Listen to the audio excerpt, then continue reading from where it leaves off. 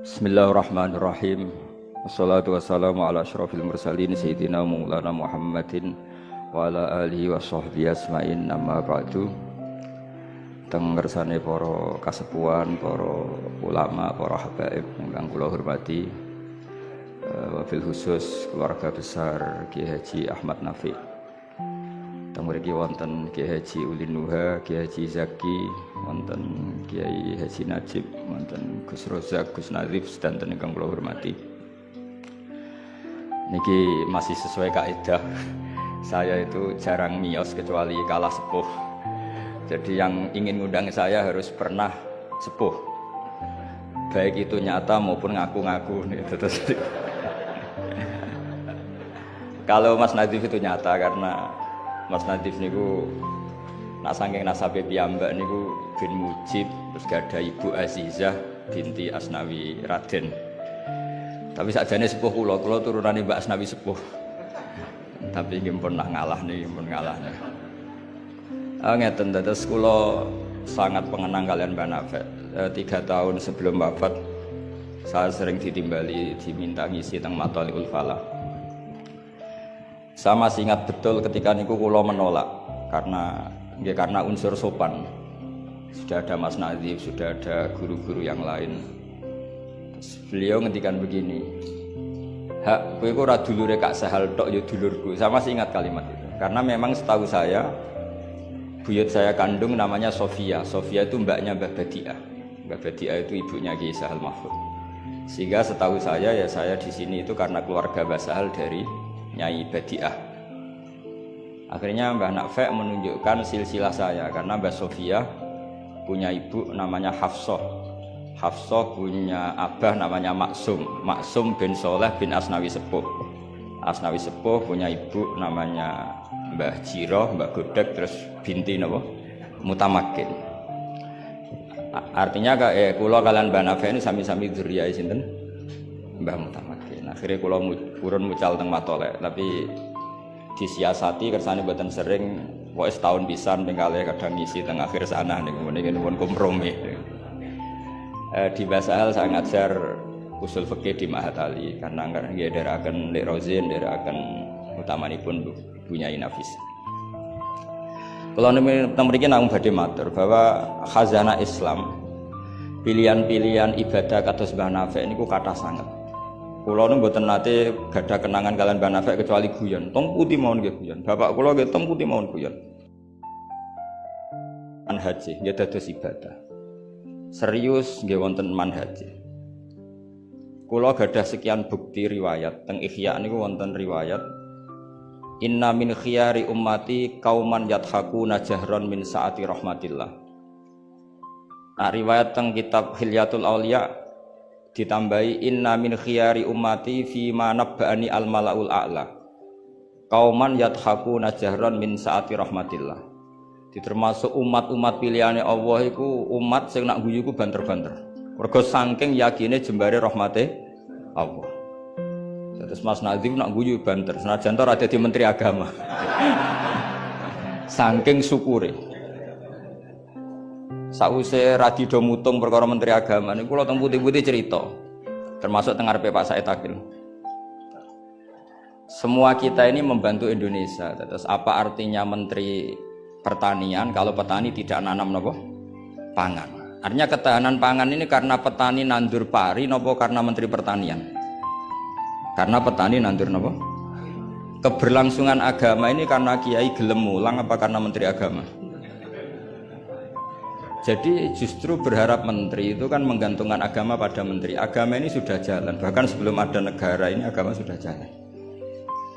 Artinya semua kita ini bantu keberlangsungan agama, tata pangan, juga menteri pertahanan.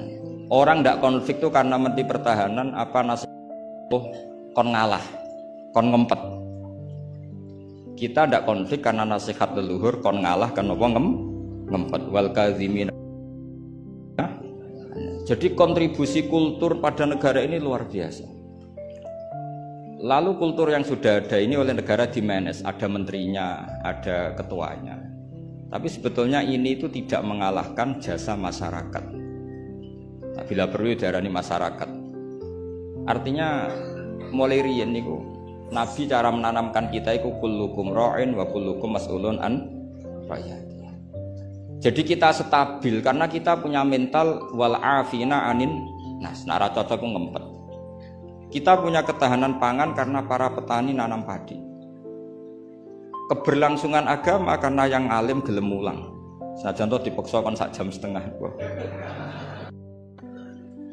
Nah, kita terbiasa sudah melakukan kebaikan karena perintah Allah dan Rasul. Lalu negara modern bikin otoritas. Ini menteri agama, ini menteri pertahanan, menteri apa. Itu bawaan modern.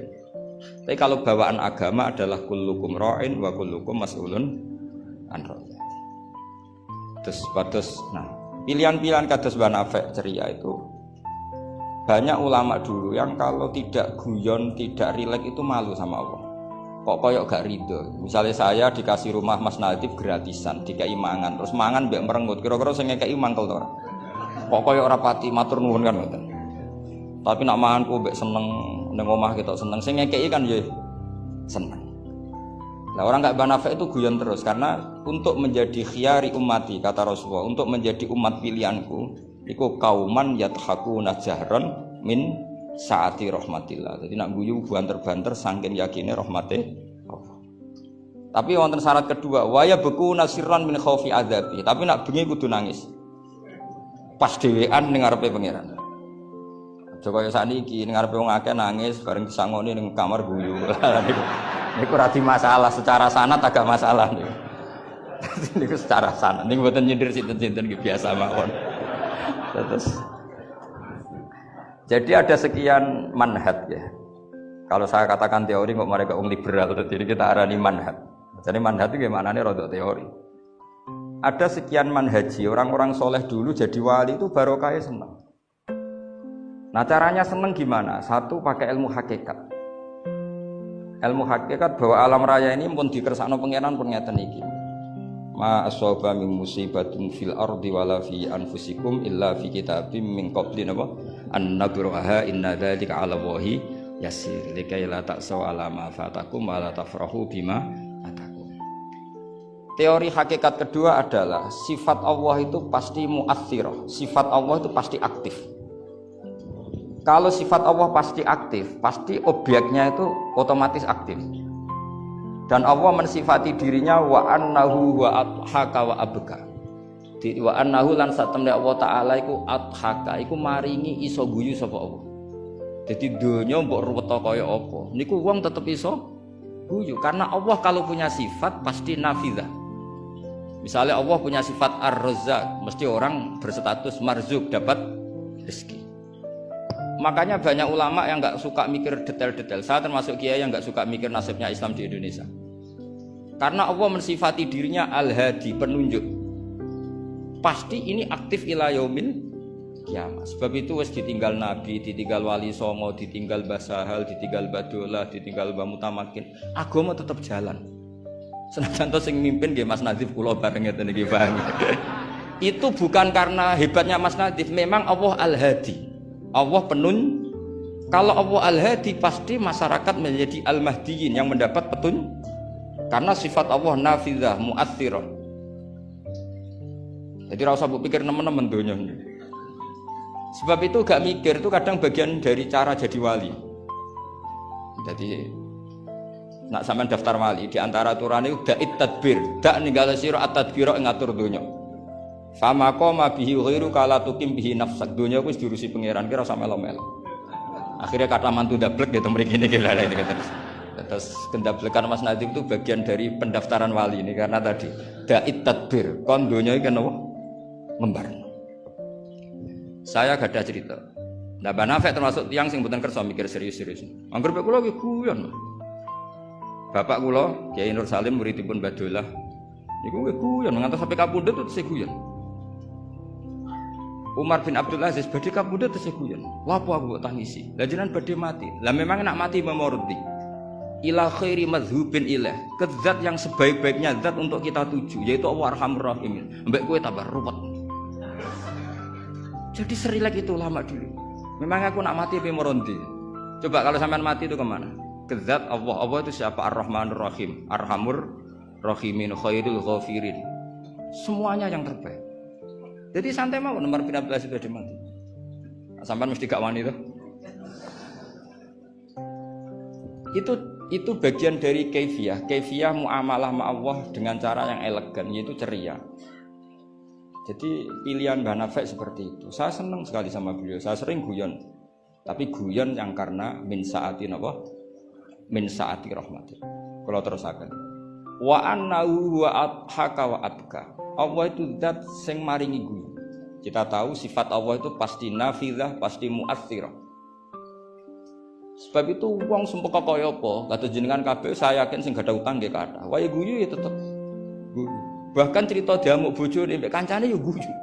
Padahal pas ning omah ya wedi tenan, tapi kok cerita kancane iku ya guyu. Wah mau piring dibuang seru yakin deh. Iku pas dibanteng piringnya ya susah. Paling kejadiannya 5 menit. Cerita mbek kancane berjam-jam. Wah bojoku nek ngamuk jos. Piring dibuang pokoke hebat. Guyu. Akeh diguyu mbek susah. Terus sing sitok nambah yo, nak bojoku gak ngono. Nak mangkel minggat. Wah akhirnya guyon. Iku saking hebatnya Allah Subhanahu wa taala. Karena Allah sekali punya sifatun nafidzah. Sehingga dirinya al-hadi, maka hidayat ini akan ada ila yaumil qiyamah. Makanya Sayyidina Umar radhiyallahu anhu ketika beliau mimpin sukses, sangat sukses. Itu banyak Sayyidina Ibnu Umar, Abdul bin Umar kalau jalan-jalan itu diprovokasi. Mbok abamu disuwun suksesi. Kersane kepemimpinan ini berjalan tanpa konflik karena ditunjuk oleh Sayyidina Umar radhiyallahu anhu. Pertama Abdul bin Umar itu mengabaikan itu, tapi lama-lama mereka mendesak dengan analogi begini. Analogi itu kias begini. Kalau ada penggembala kambing, kemudian kambingnya yang 100 itu di hutan atau di padang rumput, terus ditinggal gelanggang.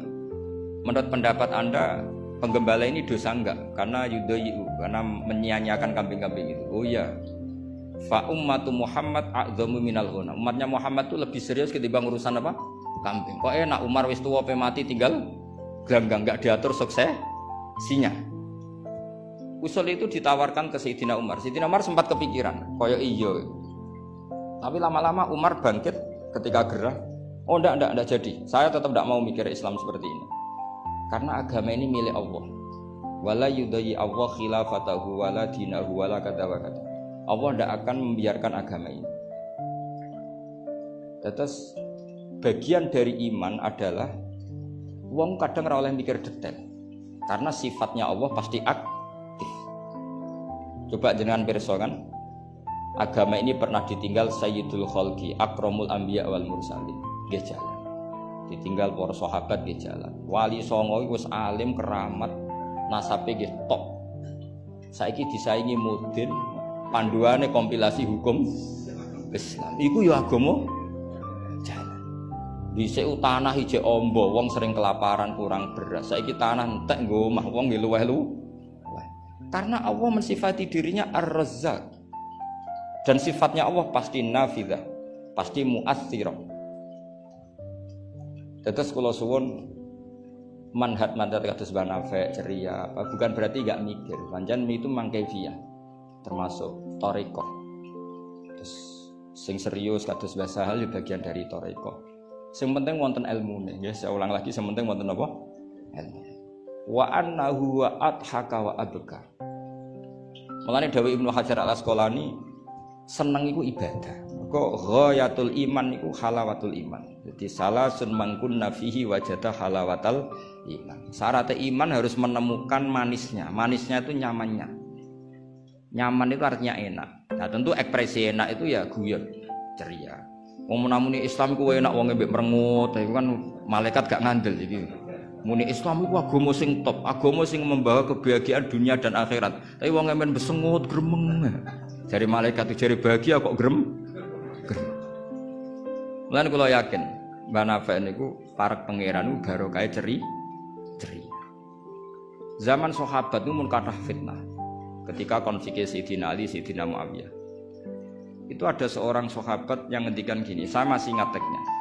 Yu'jibuni minal qurra kullu taliqin midhaq Tolik itu wazannya fa'il, itu kalau dalam ilmu sorof termasuk mubalaghah. Midhak itu wazannya mif'al juga mubalaghah. Yang paling saya senangi dari orang alim adalah yang ceria. Tolik itu dari kata tolaqatul wajhi atau tolqatul wajhi itu ceria. Midhak sing akeh guyune. Karena mereka tahu kabeh orang itu di rumah sudah problemnya banyak. Saya masih ingat wasiat bapak. Gak kok sampe nak mulang guyon wae. Wong sing ngaji ku sudah kakean utang ruwet. Jadi jangan tangiskan yang kedua kalinya. Aku lho cek eling.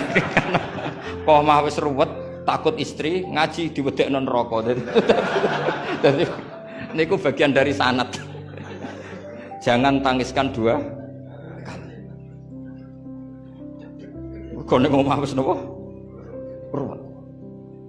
Terus niki penting ya, terus wonten dawuh malih kul bi fadlillah wa bi rahmati fa bidzalika falyafrah. Jadi wong kudu seneng. Mulane tiang-tiang toreko ijazahu ala dzikrillah tatmainnul kudu seneng. Bahkan kalau nate maos riwayat la syai'a aqsamu min dhahri iblis min farakhil mukmin. Tidak ada sesuatu yang paling bisa menghancurkan iblis kayak farakhil mukmin. Senenge tiang napa? Wong nak seneng ku rido mek kodok kodar. Seneng ku macam-macam, ana sing seneng karena punya materi, seneng dadi mantu kiai, ana sing seneng untuk duit macam-macam. Yang penting aja seneng mergo untuk SDSB, paham ya? Kesenangan orang ulama itu beda cara seneng karena mereka penjaga agamanya Allah. Niku nak untuk jawaban ku seneng, senajan to ya ora untuk duit. Kula riyen nate janggal mek kodok kodar. Wong Allah ngersakno elek kok ngukum kan cara zahir kan iskal lu bingung. Ya kanggo sing mikir, nek sing ra mikir malah enak ra tau iskal. Tapi kalau nate mau tak umil barohin perdebatan ulama ahli sunnah sama Mu'tazilah. Cara berpikir Mu'tazilah keburukan itu dilarang Allah kok terjadi. Ya sudah itu berarti di luar kehendak Allah karena itu kalau itu dikehendaki Allah berarti aneh. Anehnya Allah menghendaki kemudian menghukum. Seakan-akan Mu'tazilah ini menang satu sesi, menang satu poin. Tapi kata ulama ahli sunnah cara ngendikan gini, idzan waqa'a fi mulkihi ma la yuriduhu. Kalau gitu berarti di kerajaannya Allah banyak sesuatu yang terjadi di luar kendalinya. Jadi kira-kira ngene bantal sunnah, misalnya Hollywood kan kota maksiat misalnya. Gusti putih Hollywood kono maksiat tok. Piye aku dhewe gak berdaya. Kowe seneng di pangeran ngono iku. Artinya resiko mengatakan setan itu yang mengatur maksiat berarti setan itu dikjaya karena maksiat selalu lebih banyak ketimbang taat. Makanya Ja'far Shadiq ketika ditanya Qadar ngendikan ngene, "Atarahu ayyu syukurhan." Masa kamu melihat Allah ketika dimaksiati itu secara terpaksa? Jadi secara terpaksa gini, sakjane aku yo kepengin wong kabeh ku apik, tapi aku dhewe ora berkutik. Kan repot kalau Allah begitu.